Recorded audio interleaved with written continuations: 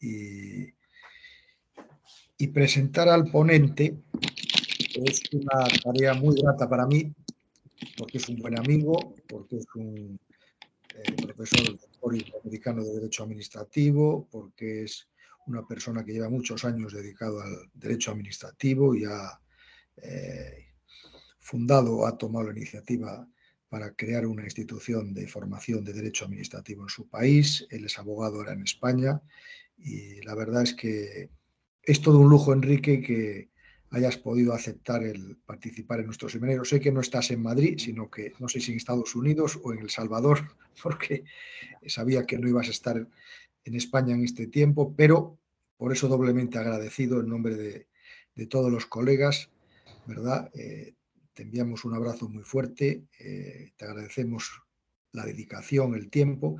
Y luego el tema del que nos vas a hablar es un tema, pues que en los tiempos en que estamos, de nuevas tecnologías y de la administración electrónica y de intentos, ¿verdad?, que ha habido en todos los países y que viene siendo habitual en la agenda administrativa para mejorar la vida de las personas, pues nos encontramos con problemas jurídico-administrativos que plantean la emisión de los actos administrativos.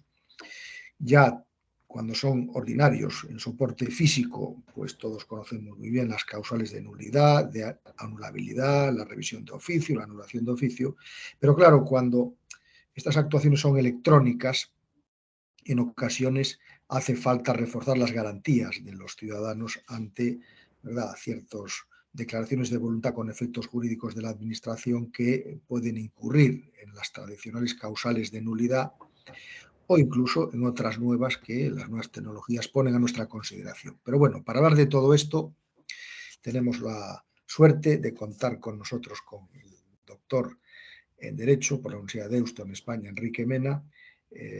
Sabes, Enrique, que la tradición que tenemos es que el ponente habla unos 20-30 minutos y luego tenemos un coloquio, de manera que no sobrepasemos la hora de duración del seminario, que es un poco el tiempo establecido que solemos mantener. Por lo tanto, en nombre de todos, muchas gracias, Enrique, y tienes la palabra. Perfecto.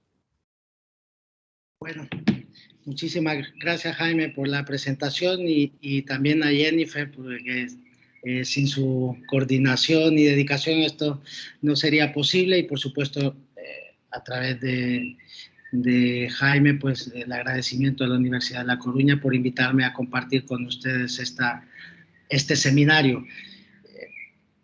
La verdad es que es un privilegio encontrarnos en un foro así tan selecto y además con pocos participantes, porque esto yo creo que de lo que se trata no es de que yo pueda hacer una exposición tan amplia sobre el tema, sino más bien mi función quiero que sea esta mañana el dar como un poco de las pistas sobre la importancia de este tema, sobre las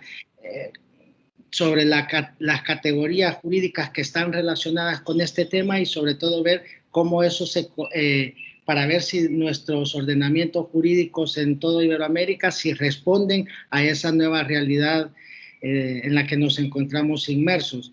Y por eso es que hemos elegido este tema del acto administrativo, una categoría clásica de nuestra disciplina, pero ahora relacionada con una gran novedad, que es el acto administrativo que se recoge en soportes electrónicos. Y eso nos abre, pues todavía nos abre y nos plantea muchísimas interrogantes, sobre todo, por ejemplo, cuando estamos frente a la actividad administrativa automatizada, es esa que se produce sin la intervención de un servidor público.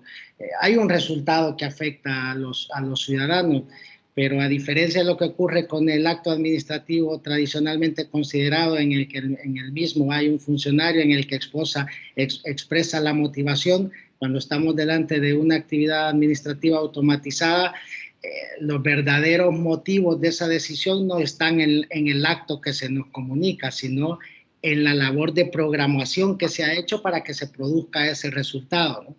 Y por tanto ahí se nos va a plantear, bueno, y si yo quiero impugnar ese acto, bueno, es lógico que para poder ejercer mis derechos, mis garantías, yo tengo que haber conocido quién hizo esa programación, si era en uno de los ámbitos permitidos para que la actuación administrativa fuera automatizada y sobre todo saber cuáles son los parámetros que se han tenido en cuenta para hacer esa programación, porque solo de esa manera voy a poder impugnar yo con alguna garantía esa decisión de la administración pública, ¿no? Entonces, eso es de lo que se trata cuando hemos elegido este tema, bueno, el acto administrativo, pero ahora contenido en soporte electrónico. Mi intervención, bueno, y el desarrollo del seminario, como ya adelantaba Jaime, quisiera que voy a hacer una pequeña exposición de unos 20 minutos y para ubicarnos dónde estamos, y luego lo más enriquecedor va a ser, por supuesto, el que todos en conjunto podamos ver cómo desde nuestros ordenamientos jurídicos le estamos ofreciendo una respuesta, no solo desde el punto de vista legislativo, sino también por parte de las administraciones y de los tribunales a las cuestiones que yo pretendo plantear.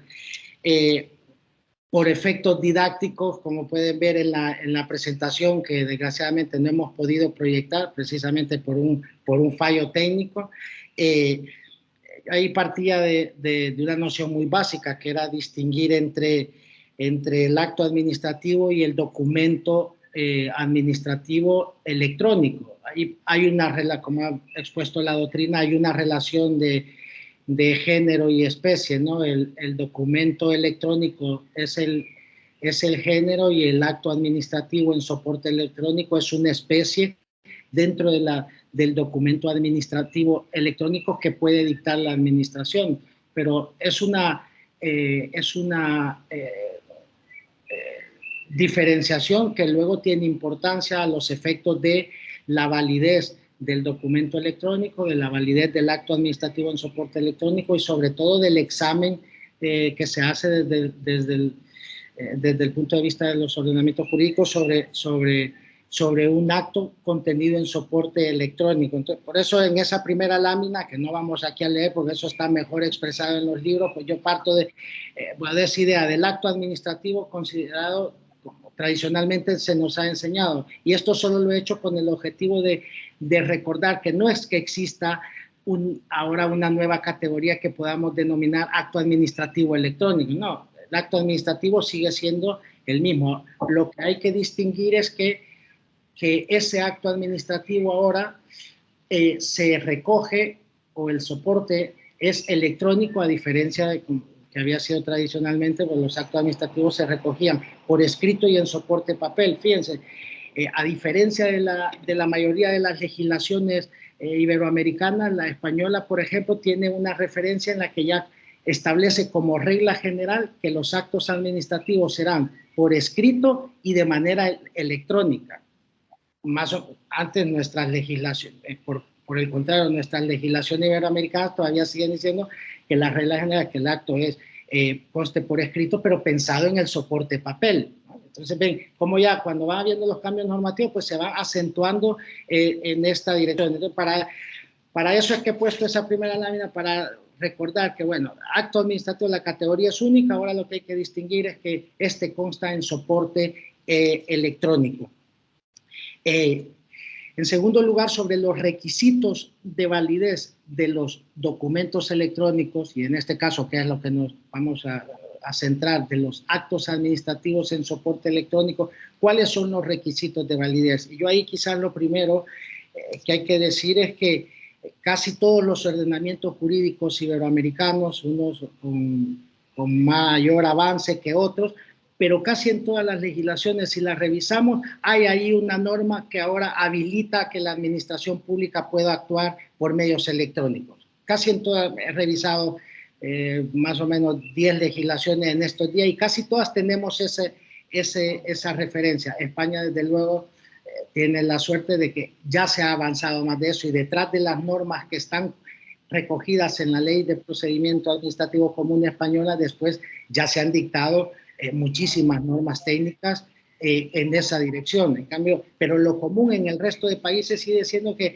hay referencia a la actuación administrativa electrónica, hay referencia a la firma electrónica utilizada por la administración pública, pero creo que hace falta más desarrollo. Entonces, fíjense, cuando hablamos de los requisitos de validez, bueno, creo que lo primero que hay que decir es que a los actos en soporte electrónico les siguen aplicando las reglas tradicionalmente previstas en nuestros ordenamientos jurídicos sobre la validez de los actos administrativos, porque hemos dicho que no se trata de una categoría distinta. Entonces hay que asumir, cuando, por ejemplo, en la ley de El Salvador, en el 23 se dice, son requisitos del acto administrativo estos, pues esos resultan aplicables. Otra cosa es que esos sean suficientes.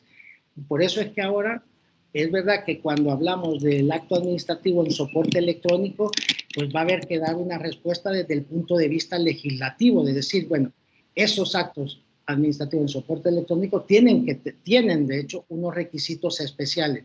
Y ahí, por ejemplo, va a ser un ejemplo para nosotros y un modelo a seguir por lo que se ha hecho en la legislación española, cuando en el artículo 26 de la Ley de Procedimiento Administrativo Común se establece cuáles son los requisitos de los documentos electrónicos, aplicable, por supuesto, al acto administrativo en soporte electrónico. Y ahí, a diferencia de lo que ocurre con nuestras normas, pues sí, ya se establece que debe haber que debe estar recogido en un formato previsto en las normas técnicas, que debe estar identificado el acto en soporte electrónico, etcétera, etcétera. Luego cierra con que tiene que estar firmado electrónicamente, ¿sí? Nos olvidamos ya de la firma manuscrita, nos olvidamos ya de la firma digitalizada, porque la firma digitalizada no es firmarlo ni autorizarlo electrónicamente. Eso creo que ya todos compartimos. Entonces, fíjense, en cambio, en el resto de legislaciones, lo común es que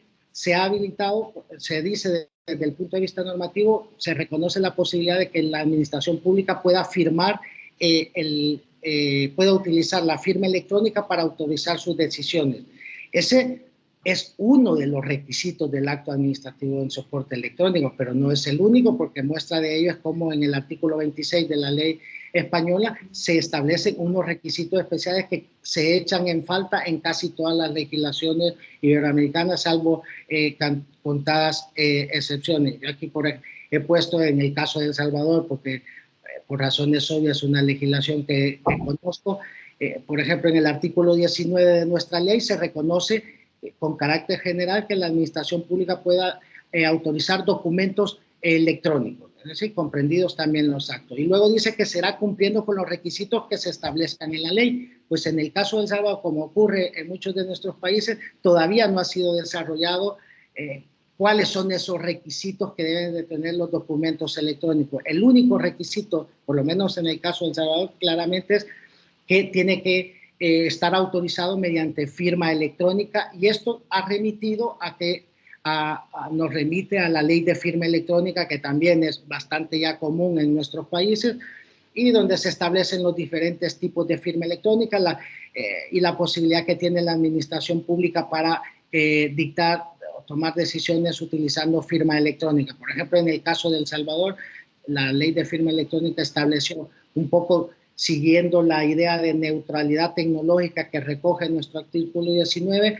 dejó un poco la posibilidad de que la administración pública decida qué tipo de firma utilizar, pero es verdad que hay un artículo que más se decanta porque la regla general sea la firma simple, a diferencia de lo que ocurre en otros países donde la regla general es que la mayoría de decisiones se adopten por firma avanzada o certificada. Entonces, pero fíjense, por ejemplo, en el caso de El Salvador, el único requisito adicional a los requisitos generales de todos los actos administrativos es el tema de la firma electrónica, pero desde luego que no es suficiente.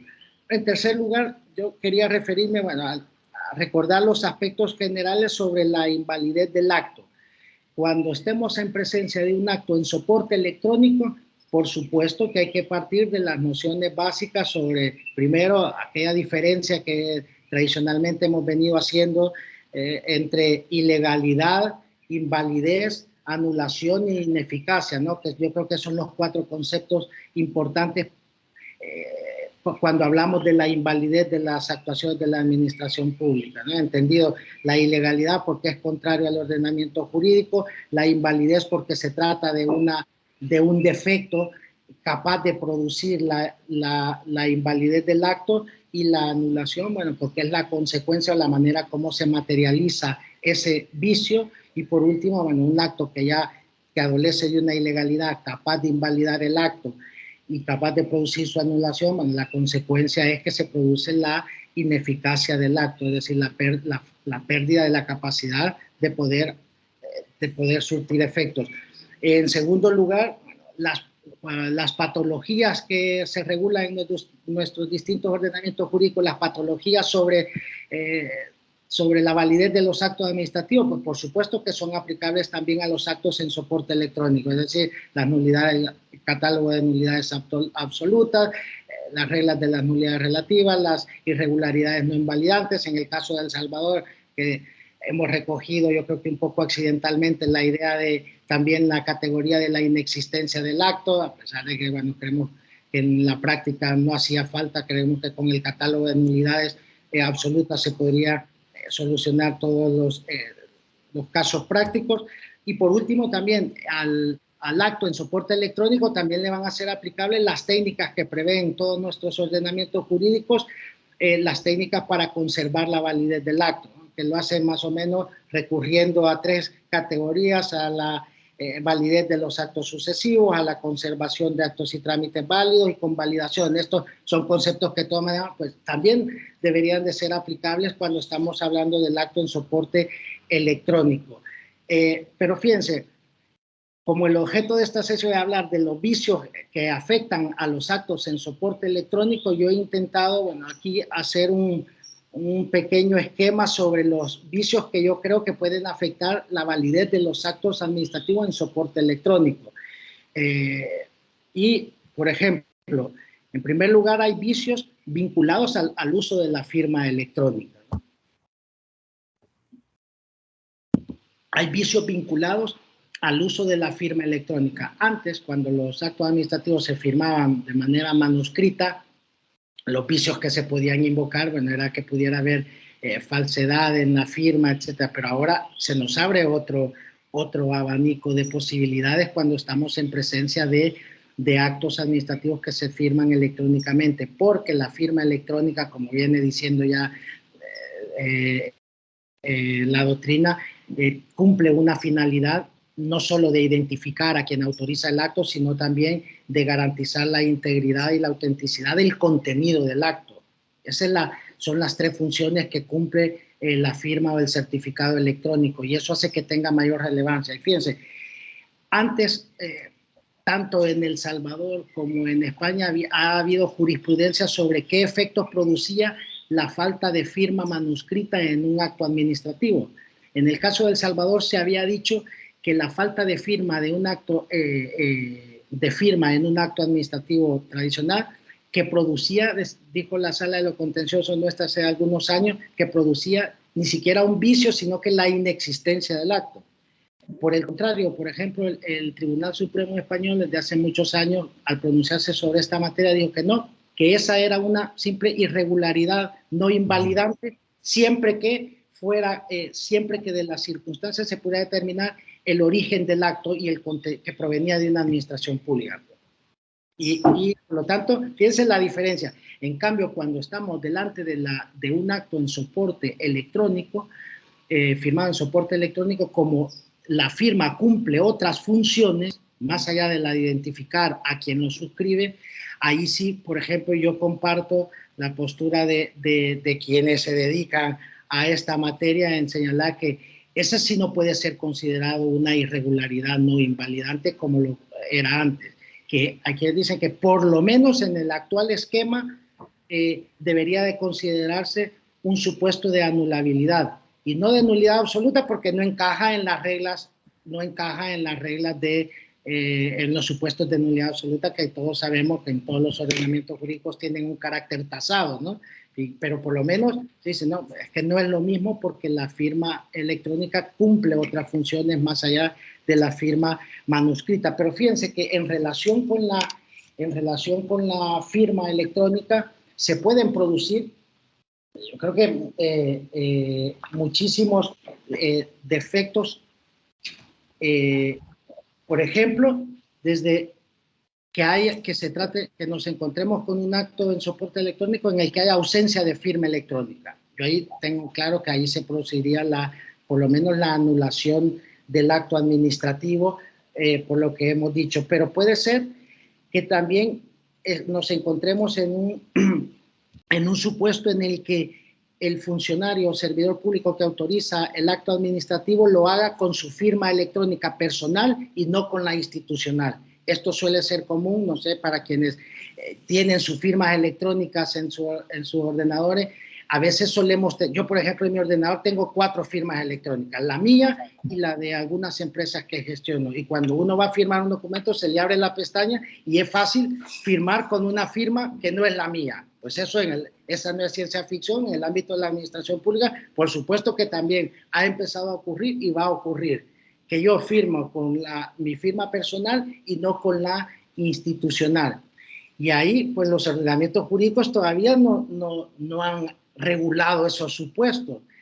Yo creo que en ese caso, si se trata de una firma que garantiza los principios de integridad del documento y inalterabilidad, yo creo que esa no debería ser capaz de invalidar el acto administrativo, pero son de las cuestiones con las que nos vamos a encontrar y que a ver qué van diciendo tanto los órganos dentro de la administración como también los tribunales. Pero fíjense, siempre relacionado con la firma electrónica puede ocurrirnos que para la emisión de un acto administrativo concreto se exija firma certificada o avanzadas y se autorice con una firma distinta, una simple, por ejemplo. Ahora, como muchos de ustedes sabrán, hay un sinfín de modalidades de firmas electrónicas, donde lo clave creo que es no tanto la denominación que tienen, sino si realmente cumplen con los requisitos que casi todas las leyes establecen, es decir, que garanticen la integridad del documento.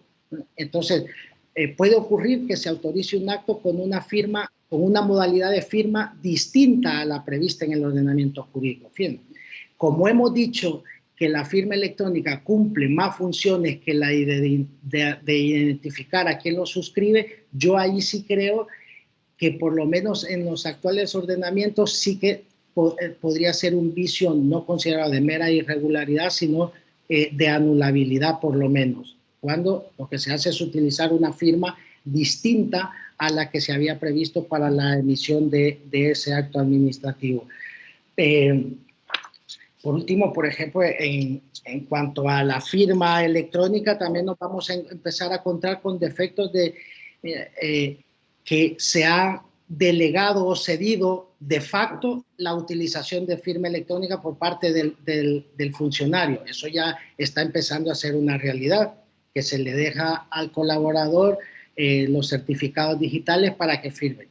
Ahí, primero que va en contra de uno de los principios fundamentales de la firma electrónica, que es el deber de guarda y custodia, ¿no?, de la firma electrónica. Sin embargo, en la práctica está ocurriendo eso. ¿Y qué pasa si se firma un acto administrativo con una firma que yo le he cedido a un colaborador? Porque ahí se mezclan las categorías de presunción de validez del acto administrativo, buena fe, confianza legítima, el destinatario de ese acto administrativo. Si le llega firmado, es que ahí yo creo que va a depender de los supuestos, ¿no?, que se puedan producir, porque puede ser que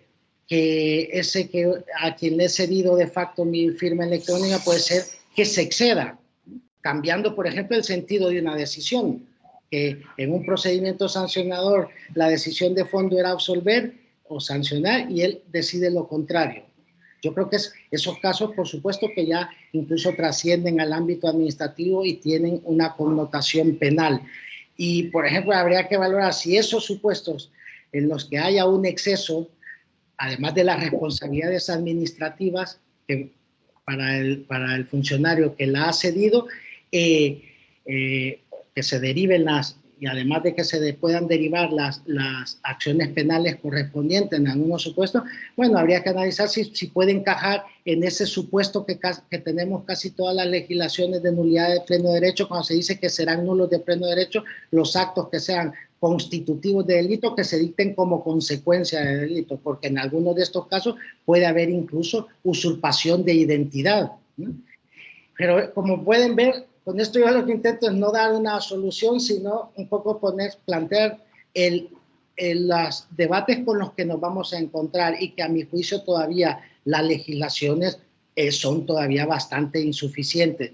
Y ante esa insuficiencia creo que vamos a vivir una etapa en la que un poco de incertidumbre jurídica y de arenas movedizas, porque van a tener que ser los órganos de la administración y los tribunales quienes vayan valorando supuestos como los que ahora les he compartido. Y creo que por lo tanto debe haber una respuesta del legislador. Por ejemplo, hablar de la delegación de firma electrónica, porque yo creo que las reglas actuales que tenemos de delegación no sirven cabalmente para que se opere la delegación o la cesión de los certificados o de la firma electrónica. Pero fíjense, estos solo son los vicios relacionados con la firma electrónica, pero hay otros vicios que pueden adolecer los actos administrativos en soporte electrónico, por ejemplo, como cuando, en el caso de España, pero ya hay otros países que lo están exigiendo, y es que hay que identificar, el acto administrativo en soporte electrónico tiene que recogerse en unos formatos determinados, que garanticen que su destinatario va a poder acceder.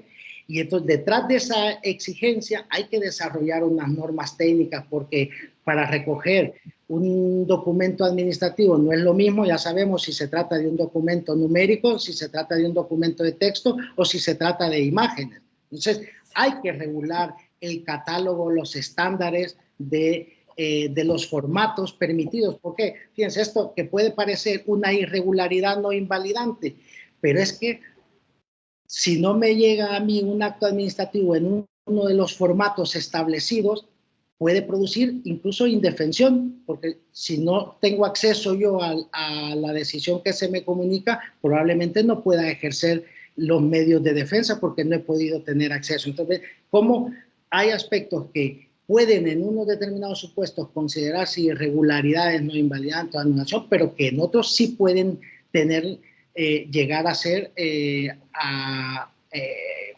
producir vicios constitutivos de nulidad de pleno derecho?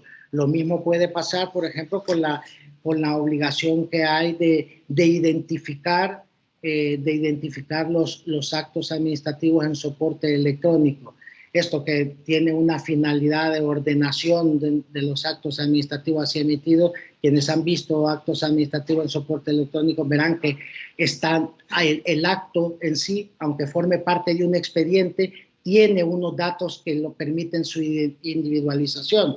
Yo por ejemplo, si faltan esos requisitos, creo que a lo mejor puede considerarse una irregularidad no invalidante.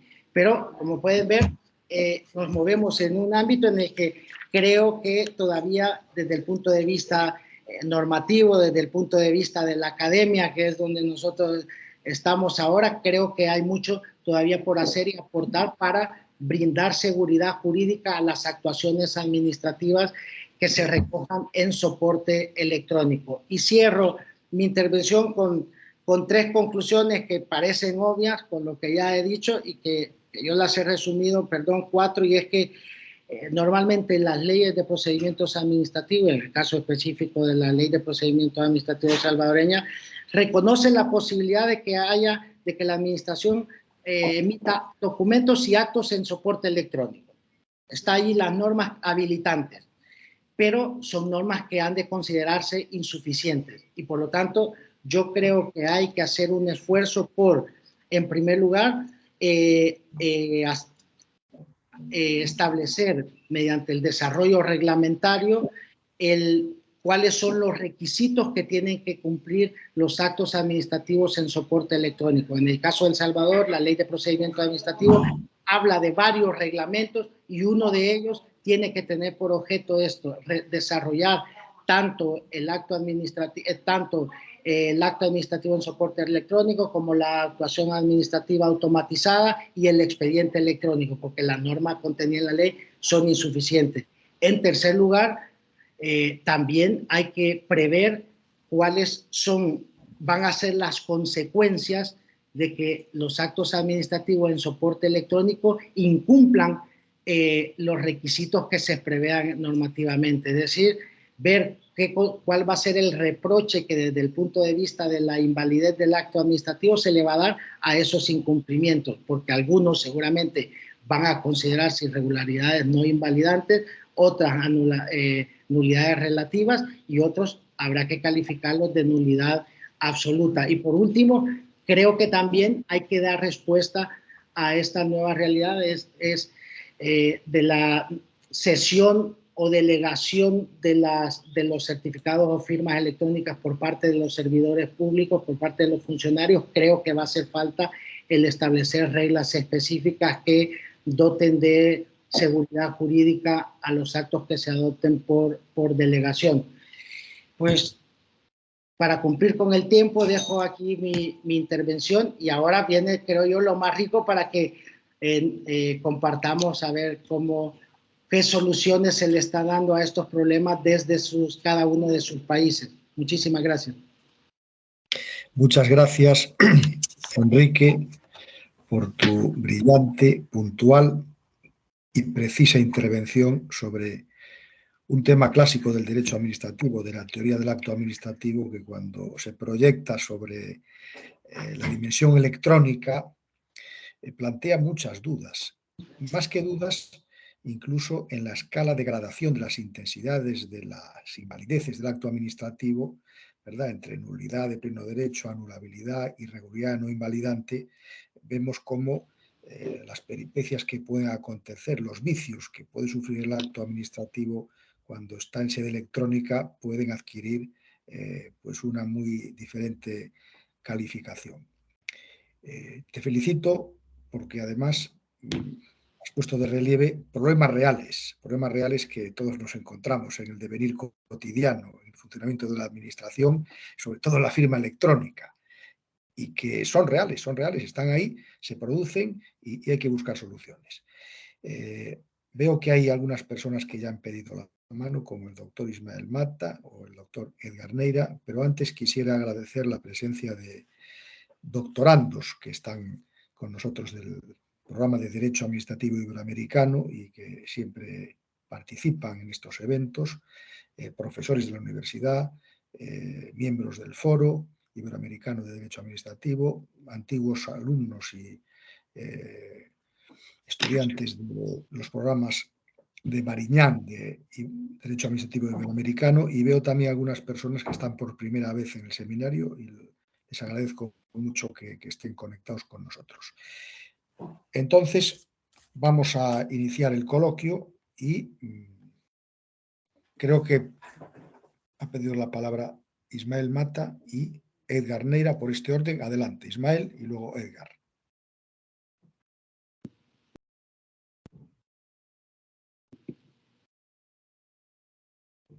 Ismael, yo no te oigo.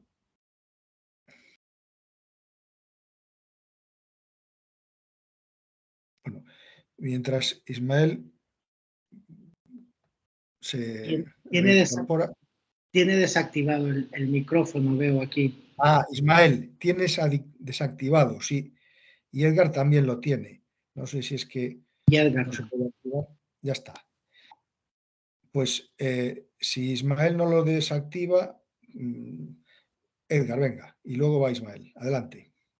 Muchas gracias, Jaime. Enrique, quiero agradecerle por su intervención muy ilustrativa e interesante, y a partir de las reflexiones que usted nos ha compartido esta mañana, me gustaría mucho transmitirle la siguiente inquietud.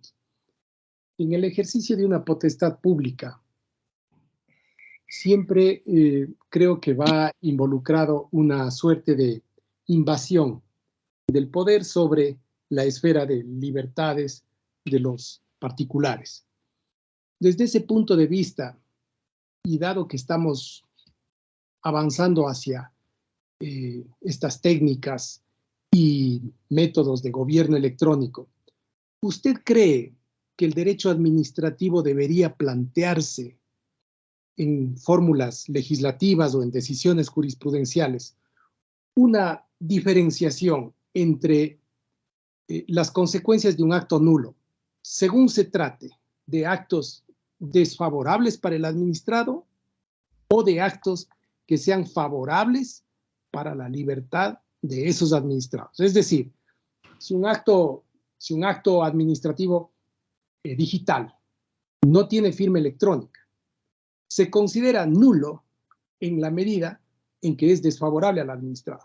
Pero si ese acto que no tiene firma electrónica le resulta favorable al administrado, pues parecería que la mejor solución sería que la vida fluya entre administración y administrados, dándole un tratamiento diferenciado al acto favorable o al acto desfavorable. Una apreciación simplemente que le transmito para saber su punto de vista nada más. Muchas gracias, Jaime, por la oportunidad y Enrique por su exposición.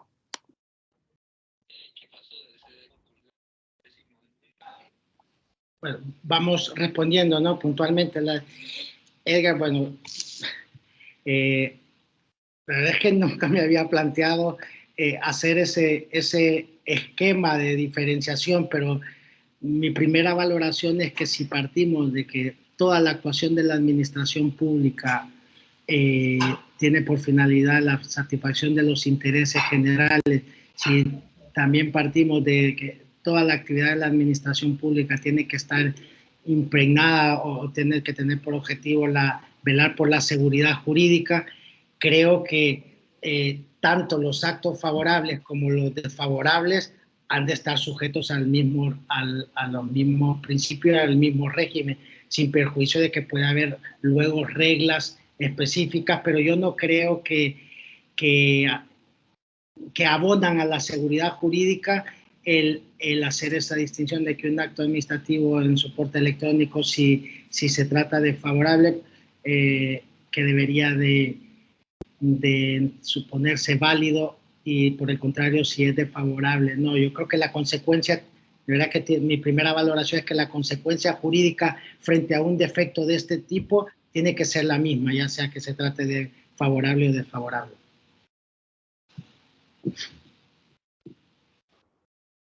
Muy bien. Muchas gracias a los dos, a Edgar y a Enrique. Ismael, ¿has conseguido desactivar o activar el micro? Ismael.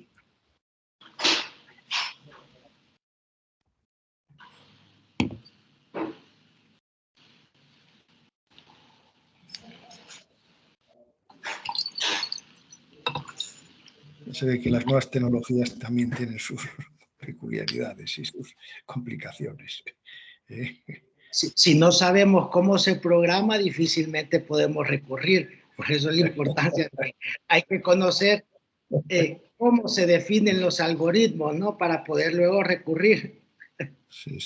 Ahora, está habiendo ya sentencias de alguna Corte Suprema en Europa que, de acuerdo con el pedido de transparencia, está obligando a la Administración a hacer públicos los criterios, y es lógico y natural, porque si no, estamos en manos del mundo orwelliano, ¿no? que nos controla, que nos invade, y que además no sabemos a qué carta quedarnos porque, en fin, es misterioso, secreto, oculto. Es un regreso al antiguo régimen tremendo, ¿no? Claro, porque antes en las decisiones discrecionales las razones las encontrábamos en el acto que se nos comunicaba, ¿no? Pero ahora las verdaderas razones están en la programación. Pensemos en la selección electrónica de contratista o en los concursos de selección de personal. Pues los baremos existen, pero puede ser que el error esté en cómo se definen los baremos. Claro. Hay que conocerlos para poderlos recurrir con garantías. Sí, no deja de ser una paradoja que en un mundo que tanto habla de transparencia y que tanto habla de gobiernos abiertos y administraciones abiertas, luego la querencia que existe hacia la opacidad, al misterio, al secreto, es muy paradójico. Pero bueno, es una de las características de este mundo que nos está tocando y que con la pandemia incluso se pone más de manifiesto, más de relieve. Muy bien. Bueno, más comentarios, más preguntas, porque el tema es un tema polémico, ¿eh? Es un tema que da mucho de sí y que no sé si alguno queréis o alguna queréis hacer algún comentario más o alguna consideración. Si no, yo hago una que es más general y que trata más sobre la, digamos, teoría de las nulidades o las invalideces de la actuación administrativa y que me ha suscitado el análisis y el conocimiento de algunos ordenamientos iberoamericanos en relación con la invalidez del acto administrativo. Hay algunos ordenamientos, por ejemplo, que establecen causales de nulidad, pero no conocen la categoría de la anulabilidad o la nulidad relativa y dicen, no, en los casos en que hay algún vicio, pero que no sea de nulidad absoluta, por así decirlo, la Administración tendrá que enmendar ese error, ese vicio, porque se parte de la base de que es menester y que es fundamental buscar la manera de salvar el acto, salvo que tenga, eso sí, las causales o las circunstancias enervantes de la nulidad absoluta, que cada vez además estamos viendo cómo una de ellas que ha entrado en nuestros ordenamientos por influencia constitucional, y es que frente a la nulidad por procedimiento, digamos, inexistencia de procedimiento, falta absoluta de competencia, etcétera, cuando los actos lesionan derechos fundamentales. Que es un tema que está a caballo también con los recursos de amparo, ¿no?, constitucionales, o cuando hay posibilidades de impugnar un acto precisamente porque atenta contra los derechos humanos. Pero con independencia de eso, la consideración, no sé qué opinas tú, de estos movimientos doctrinales que plantean la necesidad de, siempre que sea posible, salvo que se haya incurrido en un vicio grosero, palmario, absoluto, que es evidente que tiene que desencadenar una nulidad, que la Administración busque la manera de salvar el acto. Bueno, ahí está toda la teoría de la conservación de los actos, etcétera, pero veo que en algunos ordenamientos latinoamericanos o iberoamericanos esa manera de entender la cuestión está presente. Bueno, veo que hay una persona que ha levantado la mano, le vamos a dar la palabra. Aquí, Bárbara. Adelante, Hola. la escucho. Buenas tardes. Saludos a todos y a todas de esta escuela. La pregunta es, a quien desee por favor responderla de los expertos, es que si el acto, ¿qué opina de que el acto administrativo electrónico deba ser un documento adjunto al correo electrónico, el correo electrónico en su cuerpo original tenga el acto administrativo? Esa es la duda y la opinión que quisiera obtener. Gracias.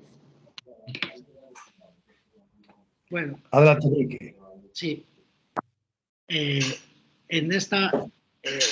mi exposición me he referido, aunque las actuaciones de la administración pública utilizando medios electrónicos pueden ser de distinta naturaleza, me he querido centrar solo al acto administrativo.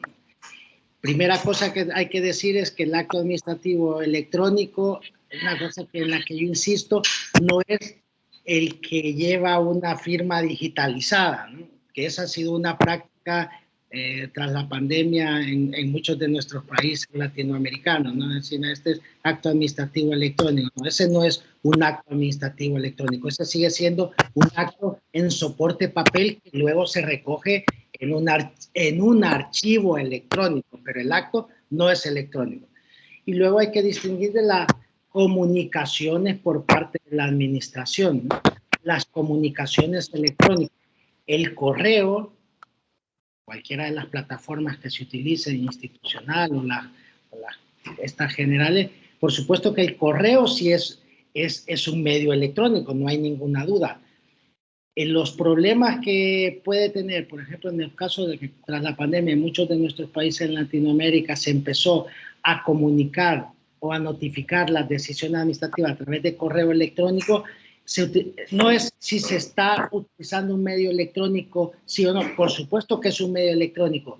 Los problemas están en si ese medio electrónico de comunicación, si cumple las garantías de seguridad entre quien emite o comunica o pretende comunicar el acto y el destinatario, porque los problemas están ahí, en que el correo electrónico, tal como lo hemos utilizado en muchos países hasta la pandemia, es que no garantiza que efectivamente esa comunicación haya llegado al destinatario. Hay un principio además en las comunicaciones electrónicas y es que el obligado a probar que efectivamente la comunicación, la notificación o lo que sea, le ha llegado al destinatario es la administración pública.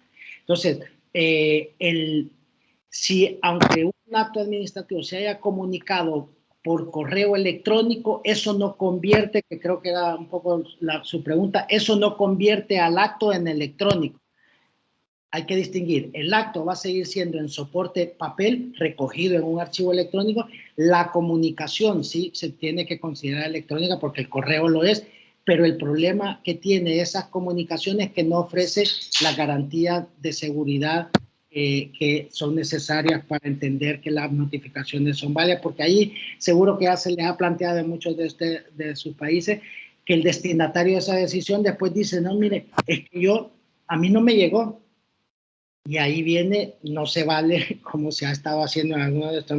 No, mire, a mí me consta y además el Departamento de Informática de mi institución ha emitido un certificado que dice que el día tal se salió de nuestros servidores la comunicación dirigida al correo tal. Aún eso, que es un esfuerzo por parte de la administración, no ofrece las garantías técnicas que han de ser necesarias para que la administración pública pueda comunicar sus decisiones electrónicamente, porque no es solo meterlas en un correo electrónico y enviarlas.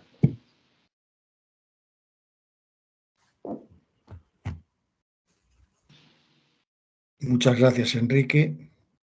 Gracias. Profesor Ramón Huidobro, adelante, le escuchamos. Un cordial saludo a todos. Muy interesante lo que ha planteado el profesor Enrique Mena. En Chile nosotros entramos a regir la nueva ley de procedimiento administrativo electrónico el 9 de junio. Así que estamos próximos a la segunda etapa del derecho español del año 2015. Es decir, vamos más atrás.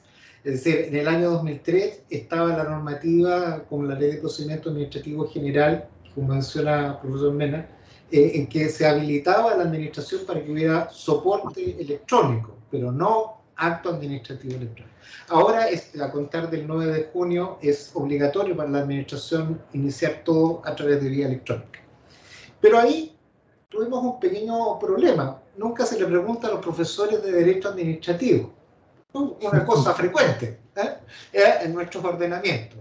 Entonces se definieron todos los nuevos principios del acto administrativo electrónico, menos uno: neutralidad tecnológica. Y entonces, tal como usted planteaba, empiezan a haber algunas inconsistencias.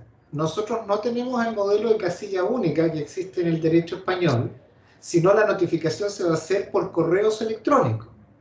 Y como la administración delega en una entidad que ni siquiera tiene usted contrato para que le notifique y le lleguen las comunicaciones electrónicas oficiales a las personas.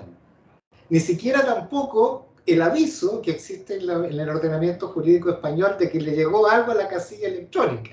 Y entonces el tema de la seguridad jurídica, ahí ya hay un problema complejo. Y el segundo, por el tema de la validez del acto, si no está notificado correctamente. ¿Cómo yo voy a certificar o pedirle, no sé, a Gmail que me certifique que llegó el correo al destinatario? O usted va a tener Enrique 1 y Enrique 1000 y va a tener un correo electrónico para cada administración. Ese es otro problema que se va a plantear.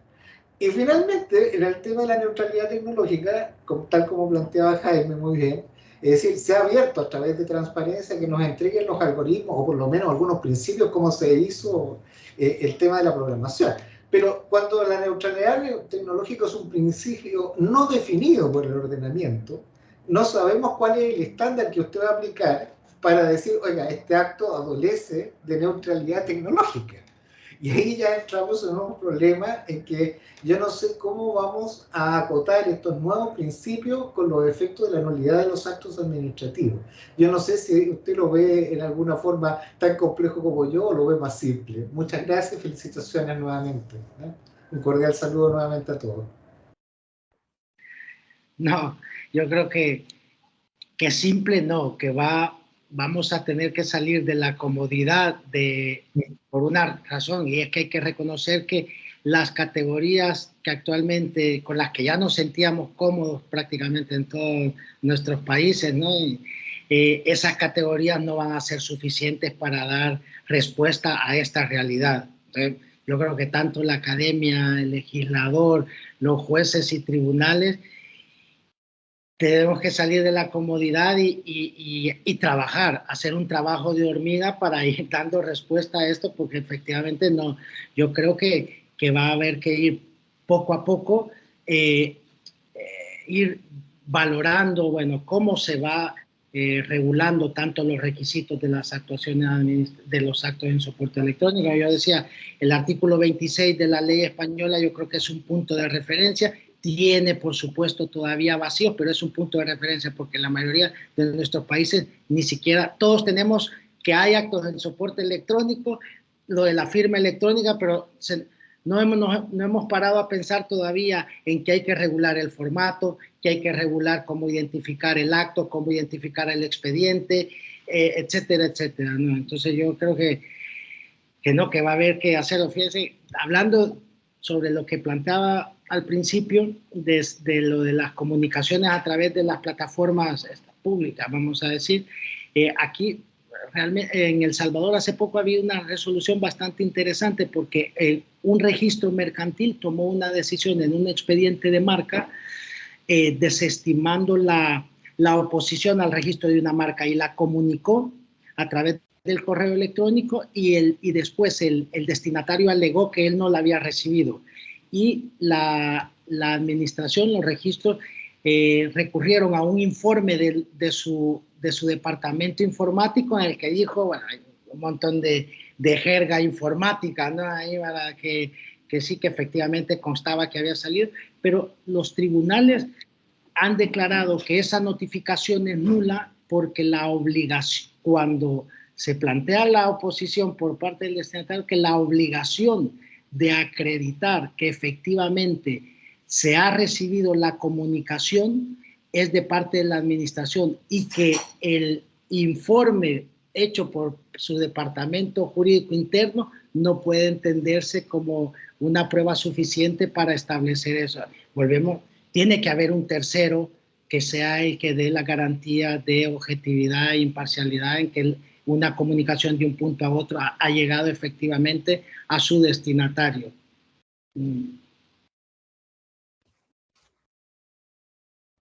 Muchas gracias. Muchas gracias a los dos, a Ramón y a Enrique.